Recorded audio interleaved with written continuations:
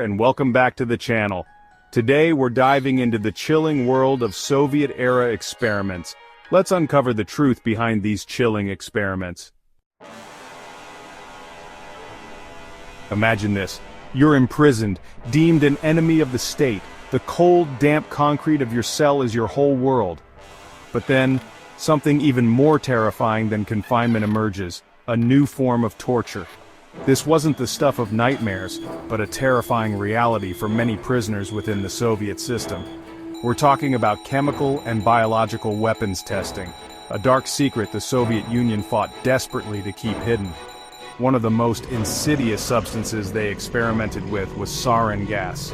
Developed in Nazi Germany, sarin is a nerve agent, colorless, odorless, and deadly. Exposure even in minute quantities can cause paralysis, respiratory failure, and a gruesome death.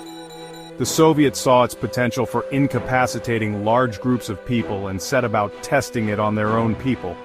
Prisoners, often deemed political dissidents or those who dared to question the regime, became unwilling test subjects. They were exposed to sarin and other horrifying agents like anthrax and even the plague. Imagine the terror of those moments, knowing you were breathing in your own death. The Soviets meticulously documented the effects of these substances on the human body, the convulsions, the agonizing final breaths.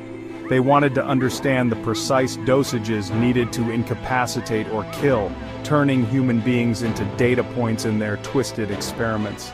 The stories of survivors, if you can call them that, are the stuff of nightmares. They describe the burning in their lungs, the feeling of their bodies betraying them. Many suffered long-term health problems, their minds and bodies scarred by the experience. These weren't just experiments, they were acts of unspeakable cruelty, a chilling testament to the lengths the Soviet Union would go to consolidate its power. The year is 1954. The Cold War casts a long, dark shadow over the world. The Soviet Union, desperate to match the nuclear might of the United States, embarks on a series of tests that would leave a permanent scar on its landscape and its people. Picture this: a vast, desolate expanse in southern Russia. This is Tatskoye, a proving ground for the Soviet military's most dangerous toys. And on that fateful day in September, it would become a living hell for thousands of Soviet soldiers. The operation was known as Snowball, a deceptively innocuous name for what was to come. The objective to study the effects of a nuclear blast on a battlefield scenario. The participants, unsuspecting soldiers, many of whom had no idea they were about to face the destructive power of the atom. As the countdown reached zero, a blinding flash illuminated the sky.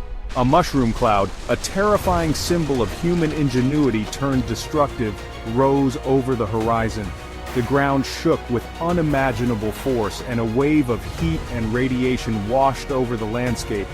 These soldiers, many just teenagers, were ordered to advance towards ground zero into the heart of the blast zone. Can you imagine the fear, the confusion, the sheer terror they must have felt? They were marching towards an invisible enemy, one that could tear them apart from the inside out. The aftermath was like something out of a nightmare. Thousands suffered from radiation sickness, their bodies ravaged by the invisible killer. Many died agonizing deaths in the weeks and months that followed. And the Soviet government, they did what they did best. They covered it up. Tatskoye stands as a stark reminder of the human cost of Cold War paranoia.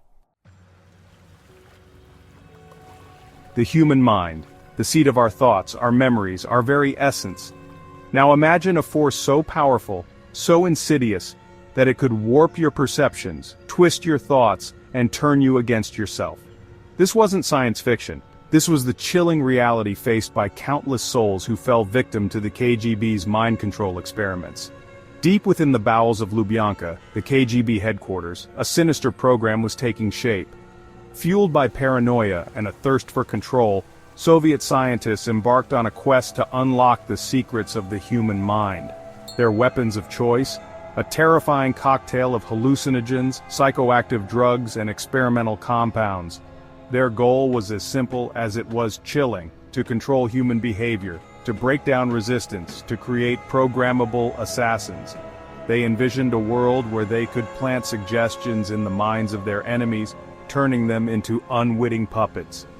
Prisoners, often plucked from the gulags or snatched off the streets, became their unwilling lab rats. They were subjected to harrowing experiments, pumped full of substances that shattered their grip on reality. Imagine the terror of feeling your thoughts slipping away, replaced by a kaleidoscope of hallucinations and paranoia. LSD, with its mind-bending properties, was a favorite tool of these mind control enthusiasts. They experimented with truth serums like scopolamine, hoping to extract information from their victims' lips. The stories that trickle out from this dark chapter in Soviet history are the stuff of nightmares. The KGB's mind control program, much like the CIA's MKUltra project, remains shrouded in secrecy. The space race, a thrilling contest of human ingenuity, a race to conquer the final frontier. But behind the triumphant headlines and iconic images lay a darker side, a relentless pursuit of progress that pushed human beings to the very edge of their physical and psychological limits. In the Soviet Union, the dream of space travel was intertwined with a ruthless pragmatism. Cosmonauts, those brave souls who dared to venture beyond Earth's embrace, were national heroes. But they were also test subjects, pawns in a high-stakes game of scientific exploration. The Soviets were obsessed with understanding the limits of human endurance. How much G-force could a human body withstand? What were the psychological effects of prolonged isolation and sensory deprivation? To answer these questions, they subjected their cosmonauts to a grueling regimen of physical and psychological tests.